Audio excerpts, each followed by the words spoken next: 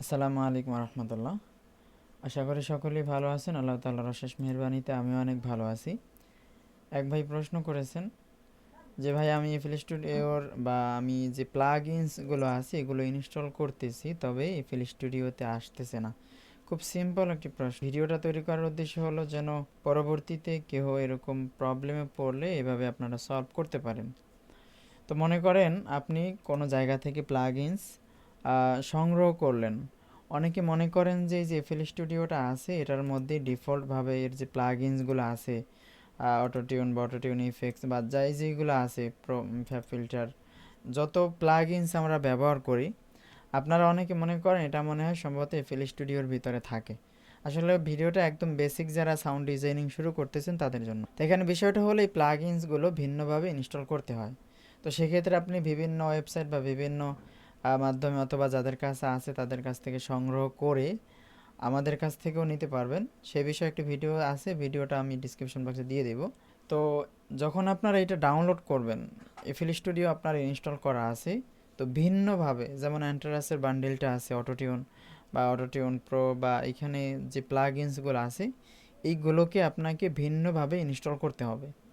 তো ইনস্টলিং করার পরে আপনি যে কাজটা করবেন, ইনস্টল করে ফেলছেন, তারপরে আপনি এখান থেকে যে কোনো একটা চ্যানেল নেবেন। এখানে একটা অপশনে গিয়ে মিক্সার অপশনে গিয়ে এখান থেকে একটা স্লট নেবেন। নেয়ার পরে এখানে আপনি কখনোই প্লাগইনসগুলো পাবেন না। তো এখানে মোর প্লাগইনসে ক্লিক করবেন। দেখেন এখানে মোর প্লাগইনস। তো মোর প্লাগইনসে আসার পরে আপনাকে প্রথমত স্ক্যান করতে হবে। তো এখানে ম্যানেজ প্লাগইনসে ক্লিক করার পর ফাইন্ড ইনস্টলিং প্লাগইনস। তো এখানে ক্লিক করার সাথে সাথে আপনার এটা স্ক্যান হতে থাকবে, মানে আপনি যতগুলো প্লাগইনস ইনস্টল করছেন সবগুলো এখানে এফএল স্টুডিওর ভিতরে চলে আসবে। তো আসার পরে আপনাকে যেটা করতে হবে, যদি কোনোটা সাপোর্ট না করে সেখানে এটা দেখাবে অবশ্যই।